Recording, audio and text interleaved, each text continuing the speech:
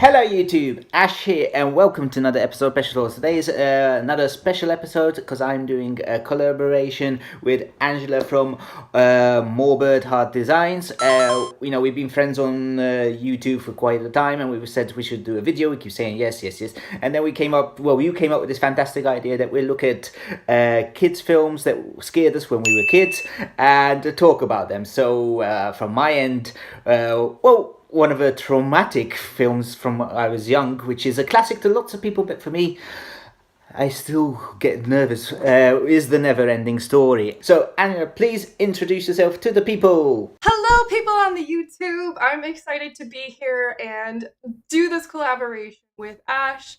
We talked about our ideas, and not only are we going to be talking about the movies, we're going to be taking a twist from my channel, and we're going to be drawing something from this movie. Yay, got my iPad, and yeah, because I'm digital because I don't have colors. Yeah, my colors always break, and I only got my kids' colors, and yeah, they're bad. So let's do this, and this way I have a million colors, which is cool. And I'll be doing traditional. Yeah. Yay! I'm not very good at drawing, so yeah, it's going to be probably stick figures, but that's about as good as we get.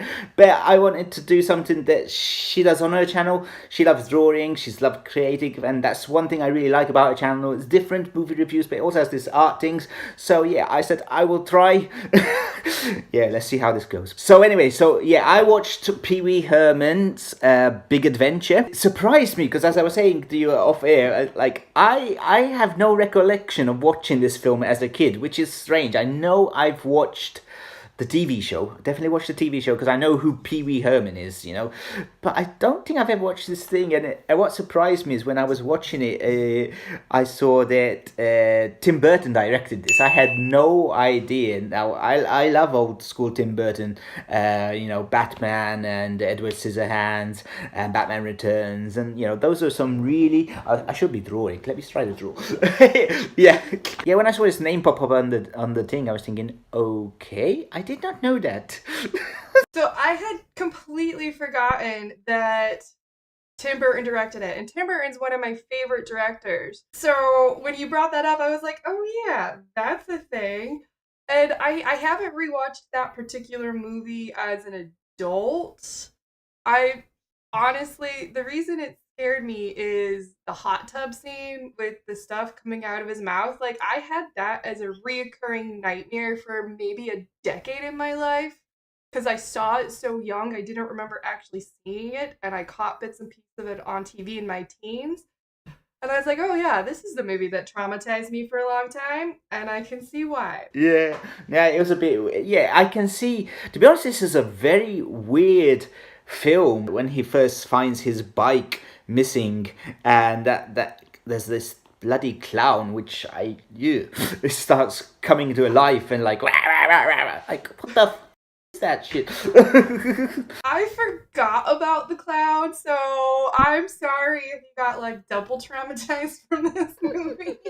Question to you is, did you watch it with your daughter, or did you refrain since this is movies that scared us as kids? No, I didn't watch it. I watched it by myself. I'm actually drawing right now, which is cool. Pee Wee Herman really feels like Mr. Bean in some ways, and I was thinking like that. It's like they're both like they have no idea what's going on, and like they're in their own world, and I totally agree with that. He's just kind of a fucked up Mr. Bean. Because Mr. Bean's he's really sensible in the things and the predicaments that he gets in, but he definitely makes them more than they could have or should have been. And he's way unlucky in this adventure. Like, every place he goes, something happens to him. And I like that analogy. Pee Wee Herman is like Mr. Bean. I support this. We should start a hashtag movement or something. Definitely. Yeah. So that's a bit about Pee Wee Herman. We'll go back to that later on. But so what did you think of the Never-Ending Story? That song's gonna get... That song's been in my head for almost a week because I watched this like last Wednesday while I was sick. I was like, today's a good day. give it some time to let it percolate in my brain before we talk. Yeah. I absolutely do love this movie, but I'm not gonna deny it did scare me as a kid. Even like Labyrinth has some scary elements when you're young, and but it's even as an adult, there's some really scary aspects about it. It starts off with the nothing coming in and taking over the land. At least when you get to the Fantasia, it doesn't hesitate to start with the destruction and the chaos. And I actually think it was well written in that regards. It was a fine balance of hope, but also getting an understanding of how devastating this whole situation is for Fantasia. It was actually based on a book, which the US version is actually much more child friendly than the German version. The one I watched is like tamed Yeah, compared. yeah. Wow. I might need to get my hands on the German version. The writer, the author that the book was based on, didn't actually like the US version too much because he said it's, too family friendly compared to what his original novel was. Thank you for that tidbit. I learned something new today. You all learned something new today. Differences would be very fascinating because even though it was, as you said, apparently tamed down, it was still super dark. Like a lot of the characters, the turtle, the giant turtle who's allergic to humans, she was super dark and pessimistic and everything's gonna disappear and die and I don't care. One of the worst scenes in that film is that horse. I'm admitting, world, I cried when Artek died. No, no, no. That is just. Oh, that is like. Oh no, no, no, no, no. That scene gets me every time. Think about rewatching it. That horse is gonna die again. Oh no, I can't put myself through it again. No. You can always fast forward though. That is the beauty. Like you know it's gonna happen. You can fast forward. I did not. I suffered through it for this review and this conversation. Like for a kids film, as we said, because this technically is a kids film. That was deep. I don't have kids, but I don't think I'd actually let them watch this movie until they're older and they could understand it a little bit more. No, this is such a good movie though. The puppetry, everything that went into making it, even though the effects don't necessarily hold up to today's techniques and what we can accomplish, it's still amazing to think what they accomplished with what technology they had. I'm trying to figure out how to do colors on my look. All the colors. That's one thing I love about the digital stuff is you have all those fun colors as you were saying you're excited to use. Oh yeah, so let's go back to Pee-wee. I honestly wasn't expecting it to be as good. I actually really laughed a lot in this film. A fun experience watching it for the first time and that. And I just love everything about his weird world, like his house with all the how he makes breakfast and then his security system and the end bit where they're making a movie out of his adventure.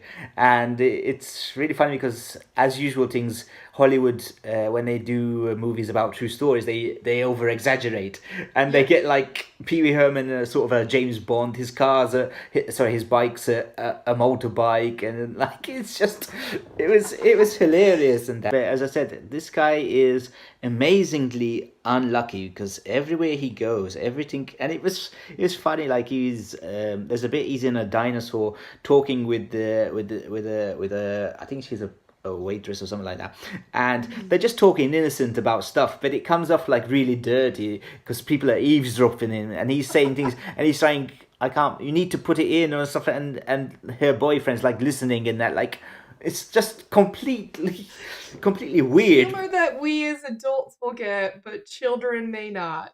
The Neverending Story is a very, very good, and I love the music in it. Though the music is really, really cool. Okay, you got the theme song that goes on, and it just not the 80s theme song. Are you sure it's not cool? It imprints itself in your mind like it was in my dreams that night. I'm not even kidding. And I was like, I don't know whether to love you or hate you right now. Yeah, it has that effect. Because it's got that nostalgia, like you were talking about. You didn't get with Pee Wee Herman. I got that nostalgia with this movie, as I've seen it I haven't seen it in like a decade, but I've watched it a lot. Said these films were cool, and it's cool to revisit some of these films. Like I said, it gets you nostalgic. So as I said, I want to watch the Neverending Story again. Maybe try sometimes. I'm still scared of that horse. Definitely traumatizing. Yeah, my drawing skills are really amazing, I must say. I'm sure they're improving with all your practice. Yeah. I look like a 6-year-old artwork for a 6-year. I don't like clowns that much. Well, they're okay, but you know, ugh. And there's two clowns. There's one when his bike gets stolen and he starts. This clown starts laughing, and he has sort of like these bleared teeth and like. And then he has another one of these weird dreams because he has lots of different dreams. And one of them, there's these 3 clowns and they're operating on his bike and they're laughing at him and destroying his bike. I do remember that one. And he was all traumatized and like, not my bike! Yeah. And then he pulls out, you know, he's got the surgical mask, then he takes it off and his face is all like with teeth and... Oh, okay. I might have to rewatch it just for the fact that it's Tim Burton and I love his stuff so much to see if I have a better appreciation of it for it as an adult. You can see that it is sort of like old school Tim Burton because lately he's sort of... some of his newer films, you know, they haven't really got that darkness, that weirdness that he has. I felt he's lost a bit of, you know, some of his... I wonder if some of it's the studios too, since he works with such bigger studios now, if they're, even though they do give him a lot of creative license with his name and his reputation, I'm sure there are some things that they ixnay. I mean, they honestly are the ones who have the final say in what gets done, especially now that he's working with Disney. Yeah, especially with the Alice in Wonderland, they really didn't feel like... Okay, they felt a bit like Tim Burton, but you can tell they weren't... He wasn't fully, like, committed, like, you know... It wasn't his pure craziness that it could have been, like... No, I totally agree. They were good movies. I wouldn't say they were good Tim Burton movies.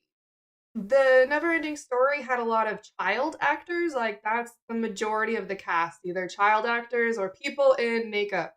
So that's actually 2 things to say. The makeup was phenomenal. The creature designs, amazing. And if you watch my channel, you know I always go gaga for good creature designs because I love the creativity in it. But the child actors, the children actors were all really good. And if you think about it, comparing 80s child actors to nowadays, like they were at the highest peak for child actors then, and I think they could hold competition against the ones that get into theater releases now. It's really, if you watch a lot of kids movies, you can see the difference between their skills and everybody else that was making movies at the time. Yes, no, definitely. Like I saw this last year, sorry, the House with the Clock in the Wall. That was a fun film, but the child actor, he's probably the weakest part.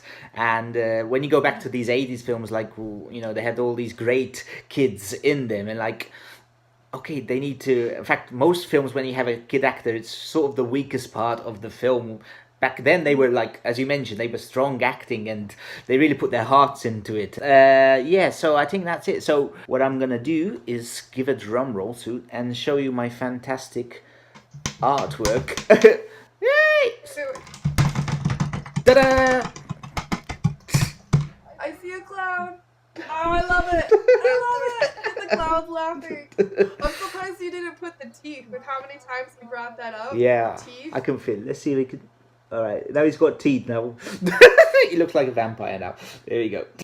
Acceptable. Vampire clowns. We just made a hybrid.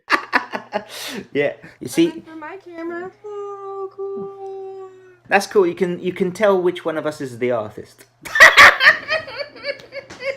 I do many of these a week. I better be good. Yeah, so that's the end of the channel. End of the channel? No, that's terrible. Okay. You don't want the end of the channel. It's too soon. You're not even at 1,000 yet.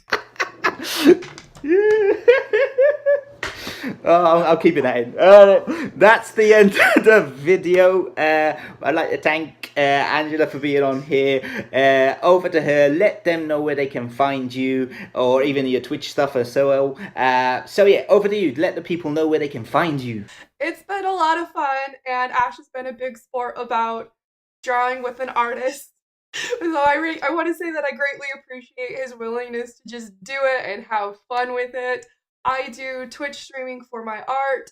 You can find it under twitchtv.tv/Morbid Heart Designs. All of it's probably going to be linked below, like his channel, definitely on my channel.